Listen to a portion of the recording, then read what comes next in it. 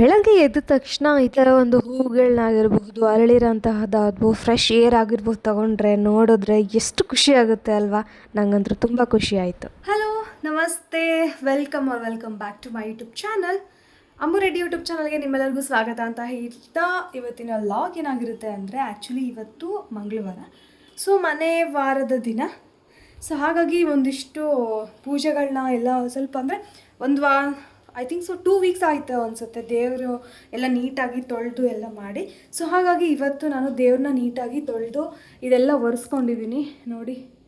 ನೀಟಾಗಿ ಇದೆಲ್ಲ ಕ್ಲೀನ್ ಮಾಡಿಕೊಂಡು ದೇವ್ರನ್ನೆಲ್ಲ ನೀಟಾಗಿ ತೊಳೆದಿದ್ದೀನಿ. ಸೊ ಇದು ನೋಡಿ, ನಾನು ಇದನ್ನೇ ಹೇಳಬೇಕು ಅಂತ ವಿಡಿಯೋ ಮಾಡೋಕ್ಕೆ ಸ್ಟಾರ್ಟ್ ಮಾಡಿದೆ. ಬೆಳ್ಳಿದೇನಿದೆ ಅಲ್ವಾ, ಇದಕ್ಕೆ ನಾನು ವಿಭೂತಿ ಅದೇನು ಹಾಕಿಲ್ಲ ಆಯಿತಾ. ಸೊ ಏನು ಹಾಕ್ದೇ ಇಷ್ಟು ಚೆನ್ನಾಗಿ ಬಂದಿದೆ.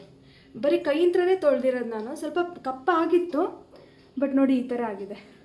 ಸೊ ಇದಾಗಲಿ, ಬೆಳ್ಳಿ ಐಟಮ್ಸ್ ಏನೇ ಇರಲಿ ಅದನ್ನು ನಾನು ಕೈಯಿಂದನೇ ತೊಳೆದಿರೋದು. ಜಸ್ಟ್ ನಾವು ಸಾಬೂನು ಯೂಸ್ ಮಾಡ್ತೀವಲ್ವ, ಅದರಿಂದ ಯೂಸ್ ಮಾಡಿರೋದು ಬಿಟ್ಟರೆ ಮತ್ತು ಬೇರೆ ಯಾವ ಥರದನ್ನು ಅಂದರೆ ವಿಭೂತಿ ಆಮೇಲೆ ಮತ್ತೇನು ಪೀತಾಂಬರ, ಸೊ ಅದರದ್ದು ನಾನು ಏನೂ ಯೂಸ್ ಮಾಡಿಲ್ಲ. ಅಷ್ಟು ಚೆನ್ನಾಗಿ ಬಂದಿದೆ ಇವತ್ತು. ಸೊ ಹಾಗಾಗಿ ಅದಕ್ಕೆ ತೋರಿಸೋಣ ಅಂತ ನಾನು ವೀಡಿಯೋ ಸ್ಟಾರ್ಟ್ ಮಾಡಿದೆ. ಸೊ ಇವಾಗ ಪೂಜೆ ಮಾಡ್ಕೋಬೇಕು. ಎಲ್ಲ ನೀಟಾಗಿ ತೊಳೆದು ಎಲ್ಲ ಮಾಡಿದ್ದೀನಿ.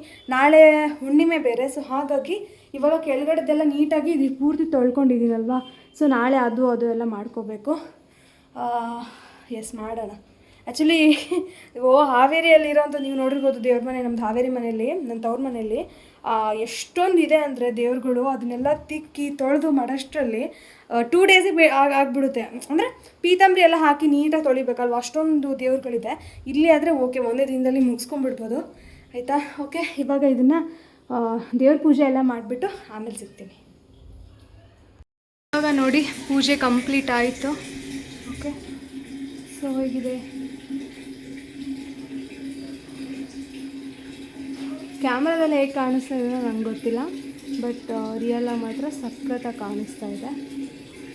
ದೇವ್ರ ಪೂಜೆ ಕಂಪ್ಲೀಟ್ ಆಯ್ತು. ತುಂಬ ಚೆನ್ನಾಗಿ ಕಾಣಿಸ್ತಾ ಇದೆ ಅಲ್ವಾ. ಆ್ಯಕ್ಚುಲಿ ಯಾವಾಗಲೂ ನಾನು ಪೂಜೆ ಮಾಡಿದ್ಮೇಲೆ ಒಂದು ಫೋಟೋ ಆದರೂ ವೀಡಿಯೋ ಆದರೂ ಮಾಡ್ಕೋತೀನಿ. ಯಾಕೆ ಅಂತಂದರೆ ಅದೊಂಥರ ಏನೋ ಚೆನ್ನಾಗಿರುತ್ತೆ, ನಂಗೆ ಖುಷಿ ಆಗುತ್ತೆ. ಸೊ ಹಾಗಾಗಿ ಅಷ್ಟೇ ಗಾಯ್ಸ್, ಇವಾಗ ಅಡುಗೆ ಮಾಡಬೇಕು. Okay, let's do it. So ಪೂಜೆ ಎಲ್ಲ ಆಯಿತು. ಪೂಜೆ ಆದಮೇಲೆ ಇವಾಗ ನಾನೊಂದು ಅಡುಗೆ ಮಾಡ್ತೀನಿ. ಆ್ಯಕ್ಚುಲಿ ನುಗ್ಗೆಕಾಯಿ ಸಾಂಬಾರು ಮಾಡ್ತಾಯಿದ್ದೀನಿ. ಓಕೆ, ನುಗ್ಗೆಕಾಯಿ ಬೇಯಿಸೋಕೆ ಇಟ್ಟಿದ್ದೀನಿ, ಸಾಂಬಾರು ರೆಡಿ ಇಟ್ಟಿದ್ದೀನಿ, ಆ್ಯಂಡ್ ರೈಸ್ ಮಾಡ್ತಾಯಿದ್ದೀನಿ. ರೊಟ್ಟಿ ಜಾಸ್ತಿ ಇದೆ ಗೈಸ್. ರೊಟ್ಟಿ ಏನಿಲ್ಲ 60 ರೊಟ್ಟಿ ಇದ್ದಾವೆ ಮನೇಲಿ, 60 ರೊಟ್ಟಿ ಇದ್ದಾವೆ. ರೊಟ್ಟಿ ಖಾಲಿ ಮಾಡಬೇಕು.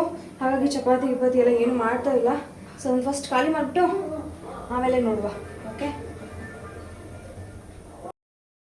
Welcome back guys. ಏನು ಗೊತ್ತಾ, ಇವಾಗ ಟೈಮು 3 ಗಂಟೆ ಆಗಿದೆ. ನಾನು ಏನೋ ಒಂದು ಹೇಳಬೇಕು. ಏನು ಅಂತ ಅಂದರೆ, ಲೈಕ್ ಇವಾಗ ಪೂಜೆ ಮಾಡೋದು ಎಲ್ಲ ಹೇಳ್ತಾರಲ್ವ. ಈಗ ನನ್ನದೊಂದು ಕ್ಲಾರಿಟಿ, ನನಗೆ ಅಂದರೆ ನಂಗೆ ಡೌಟ್ ಆಯಿತಾ. ಸೊ ಯಾರಿಗಾರು ಗೊತ್ತಿದ್ದರೆ ಹೇಳಿ, ಓಕೆನಾ. ಸೊ ಏನು ಅಂತ ಅಂದರೆ, ಈಗ ಕೆಲವೊಂದು ಆಚರಣೆಗಳು ಎಲ್ಲ ಇದೆ, ಅದನ್ನು ನಾವು ಮುಂಚೆ ನೋಡ್ಕೊಂಬಂದಿರ್ತೀವಿ. ಓಕೆ, ಮಾಡೋಣ ಆ ಥರ ಹೀಗೆಲ್ಲ ಮಾಡ್ತೀವಲ್ವ, ಸೊ ಮಾಡೋಣ ಅಂತ ಮಾಡ್ತೀವಿ ಆಯಿತಾ. ಈಗ ಕೆಲವೊಬ್ಬರು ಇನ್ನೊಂದೆಲ್ಲ ಹೇಳ್ತಾರೆ. ಈಗ ವರಮಹಾಲಕ್ಷ್ಮಿ ಹಬ್ಬ ಬಂತು, ಆ್ಯಂಡ್ ಮತ್ತಿನ್ನೇನು ಹೇಳ್ತಾರೆ, ದೀಪನ ಹೀಗೆ ಹಚ್ಚಬೇಕು, ಹಾಗೆ ಹಚ್ಬೇಕು. ಮುಂಚೆ ಈಗ ನಾನು ತುಂಬ ಚಿಕ್ಕದಾಗಿ ಶಾರ್ಟಾಗಿ ಎಕ್ಸಾಂಪಲ್ ಹೇಳ್ತಾ ಇದ್ದೀನಿ, ಎಲ್ಲದಕ್ಕೂ ಅಪ್ಲಿಕೇಬಲ್ ಆಗಲ್ಲ ಇದು, ಓಕೆನಾ. ಸೊ ಇವಾಗ ಏನು ಅಂತಂದರೆ, ದೇವ್ರದ್ದೇನಿರುತ್ತಲ್ವಾ, ಸೊ ಅದು ಬಂದುಬಿಟ್ಟು ದೀಪ ಒಂದು ಹಚ್ತೀವಿ. ಕೆಲವೊಬ್ರು 1 ಹಚ್ತಾರೆ, ಕೆಲವೊಬ್ರು 2 ಹಚ್ತಾರೆ, ಅದು ಅವ್ರಿಗೆ ಬಿಟ್ಟಿರೋದಾಯ್ತಾ. ಅದನ್ನು ಓಕೆ, ಅದು ಮನಸ್ಸಿಗೆ ಬಿಟ್ಟಿರೋದು ಅಂತ ಅಂದ್ಕೊಂಡು ಸುಮ್ಮನೆ ಇರ್ಬೋದು. ಈ ಕೆಲವೊಬ್ರು ಆಚರಣೆಗಳನ್ನ ಹೇಳ್ತಾರೆ ನೋಡಿ, ಹೇಗೆ ಅಂತಂದರೆ, ಈಗ ಫಾರ್ ಎಕ್ಸಾಂಪಲ್ ವರಮಹಾಲಕ್ಷ್ಮಿ ಹಬ್ಬ ಬಂತು.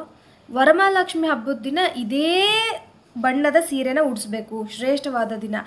ಈಗ ನನಗೆ ಹೇಳಿ, ಅದೇ ಬಣ್ಣದ ಸೀರೆ ಉಡಬೇಕು ಅಂತ ದೇವ್ರು ಹೇಳ್ತಾ ಇಲ್ಲವಾ, ಅಥವಾ ಒಂದು ಕಡೆ ಪಕ್ಕಕ್ಕಿಡಿ ಆಯಿತಾ.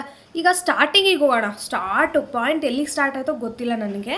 ನನ್ನ ಪ್ರಶ್ನೆ ಅಷ್ಟೇ ಇದು, ನನ್ನ ತಲೆಗೆ ಏನು ಬರ್ತಿದೆ ಆ ಪ್ರಶ್ನೆ ಮಾತ್ರ ನಾನು ಹೇಳ್ತಾ ಇದ್ದೀನಿ. ಏನು ಅಂತ ಅಂದರೆ, ಲೈಕ್ ಇವಾಗ ಮುಂಚೆ ಇಂತ್ರನೂ ಈ ಗಣಪತಿ ಹಬ್ಬ ಇರ್ಬೋದು, ದೀಪಾವಳಿ ಹಬ್ಬ ಇರ್ಬೋದು, ವಾಟ್ ಎವರ್ ಏನೇ ಹಬ್ಬ ಬರಲಿ, ಬಾಗಣದ ಹಬ್ಬ, ಗೌರಿ ಹಬ್ಬ ಇರ್ಬೋದು, ಏನೇ ಇರಲಿ ಹಬ್ಬ ಆಯಿತಾ, ಅದು ಹಿಂದಿನ ಕಾಲದಲ್ಲಿ ಮಾಡ್ಕೊಂಡು ಬಂದಿರೋ ಅದಕ್ಕೊಂದು ಅರ್ಥಗಳಿರುತ್ತೆ. ಅದಕ್ಕೋಸ್ಕರ ಅದು ಅರ್ಥಗಳೇನಕ್ಕೆ ಇರುತ್ತೆ ಅಂದರೆ, ನನಗೆ ಗೊತ್ತಿರೋ ಪ್ರಕಾರ ಅನುಕೂಲಕ್ಕೆ ತಕ್ಕ ಹಾಗೆ ಇರೋಕ್ಕೋಸ್ಕರ ಆ ಒಂದು ಮಾಡಿರ್ತಾರೆ ಅನ್ನೋದು ನನ್ನ ಭಾವನೆ ಆಯಿತಾ. ಅದನ್ನು ಪಕ್ಕಕ್ಕಿಡಿ. ಇವಾಗ ಮೇನ್ ಪಾಯಿಂಟ್ ಬನ್ನಿ, ಏನು ಅಂತ ಅಂದರೆ, ಸೊ ಮೇನಾಗಿ ಯಾರು ಹೇಳಿರ್ತಾರಲ್ವಾ, ಸೊ ಮೇನಾಗಿ ಯಾರು ಸ್ಟಾರ್ಟಿಂಗಲ್ಲಿ ಹಿಂಗೆ ಮಾಡಬೇಕು ಹಂಗೆ ಮಾಡಬೇಕು ಗುರುಗಳಾಗಿರ್ಬೋದು, ಅಥವಾ ಅವರು ಏನೋ ಮಾರ್ಗದರ್ಶಿಗಳಾಗಿರ್ಬೋದು, ಯಾರೇ ಆಗಿರ್ಬೋದು, ಅವರು ಹೀಗೆ ನಡ್ಕೊಂಡು ಹೋಗಿ ಚೆನ್ನಾಗಾಗುತ್ತೆ ಹಾಗೆ ಹೀಗೆ ಅಂತ ಹೇಳ್ತಾರಲ್ವ, ಅವರಿಗೆ ತಲೆಗೆ ಹೇಗೆ ಬಂತು ಹೀಗೆ ಮಾಡಬೇಕು ಅಂತ? ಅವರಿಗೆ ದೇವ್ರೇನಾದ್ರು ಹೇಳಿದ್ರ, ದೇವ್ರ ಆಚರಣೆಗಳನ್ನ ಪೂಜೆಗಳನ್ನ ಹೀಗೆ ಮಾಡಬೇಕು ಅಂತ, ಅಥವಾ ಅವ್ರ ಮನಸ್ಸಲ್ಲಿ ಹುಟ್ಕೊಂಡಿರೋ ಅಂತಹದ್ದ, ಅಥವಾ ಅನುಕೂಲ ತಕ್ಕ ಹಾಗೆ ಬಂದಿರೋದ? ಸೀರಿಯಸ್ಲಿ ಕೆಲವೊಂದು ಸರಿ ಹೇಳ್ತಿರ್ತಾರೆ ಹೀಗೆ ಮಾಡಬೇಕು ಹಾಗೆ ಮಾಡಬೇಕು ಅಂತ, ಬಟ್ ನನ್ನ ಮನಸ್ಸಿಗೆ ಹೇಗೆ ಅಂತಂದರೆ, ನಾನು ಕೆಲವೊಂದು ಸರಿ ಹೇಳ್ತೀನಿ, ಓ ಇಲ್ಲ ಲಾಸ್ಟ್ ಟೈಮ್ ಹೀಗೆ ಮಾಡಿದ್ದಲ್ವಾ, ದೇವ್ರಿಗೆ ಈ ಸರಿ ಹೀಗೆ ಮಾಡೋಣ ಹಾಗೆ ಮಾಡೋಣ, ದಟ್ ಈಸ್ ಕಾಲ್ಡ್ ನನ್ನ ಮನಸ್ಸಿಗೆ ಹೇಗೆ ಬರುತ್ತೋ ಹಾಗೆ ಮಾಡ್ತೀವಿ ಅನ್ನೋದು ಪೂಜೆಗಳು ಆಯಿತಾ. ಅದು ಬಿಟ್ಟರೆ ಕೆಲವೊಂದು ಸರಿ ನಾವು ಅಂದ್ಕೊಂಡಿರ್ತೀವಿ ದೀಪನ ಇಷ್ಟು ಹಚ್ಚಬೇಕು ಹಾಗೆ ಹಚ್ಚಬೇಕು. ಕೆಲವೊಂದು ಸರಿ ಎಲ್ಲರೂ ಒಬ್ಬರು ಅಂತಲ್ಲ ಇಬ್ಬರು ಅಂತಲ್ಲ, ಎಲ್ಲರೂ ಮೂಢನಂಬಿಕೆಗೆಲ್ಲ ಜಾರಿ ಹೋಗಿರ್ತಾರೆ ಆಯಿತಾ. ಹೋಗಿಲ್ಲ ಅಂತ ಹೇಳಲ್ಲ ನಾನು, ಓಕೆನಾ. ಬಟ್ ಮನಸ್ಸೊಂದು ಶುದ್ಧಿಯಾಗಿದ್ದು ನೀವು ಏನೇ ಮಾಡಿ ದೇವ್ರಿಗೆ ಇಷ್ಟ ಆಗುತ್ತೆ ಅನ್ನೋದು ನನ್ನ ಭಾವನೆ. ಏನು ಹೇಳ್ತೀರಾ? ಇದು ಸರಿ ಆಗಿದ್ದರೆ ನೀವು ಕಮೆಂಟ್ ಬಾಕ್ಸಲ್ಲಿ ಕಮೆಂಟ್ ಮಾಡಿ, ಇಲ್ವಾ ಇಲ್ಲ ಅದು ಹಾಗೇನೆ ಅನ್ನೋದಾದರೆ ಅದನ್ನು ಕಮೆಂಟ್ ಬಾಕ್ಸಲ್ಲಿ ಕಮೆಂಟ್ ಮಾಡಿ. ಬಟ್ ಇದು ನನಗೆ ಗೊತ್ತಿರೋದು, ನನಗೆ ಅನಿಸಿರೋದನ್ನ ನಾನು ನಿಮ್ಮ ಮುಂದೆ ಶೇರ್ ಮಾಡ್ತಾಯಿದ್ದೀನಿ, ಓಕೆನಾ. ವಾಟ್ ಎವರ್ ನಮ್ಮ ಮನಸ್ಸಿಗೆ ಹೇಗೆ ಇಷ್ಟನೋ ಹೇಗೆ ಅನುಕೂಲನೋ ಹಾಗೆ ಮಾಡೋದು ಇಂಪಾರ್ಟೆಂಟ್ ಅನ್ನೋದು ನನ್ನ ಭಾವನೆ, ಓಕೆನಾ.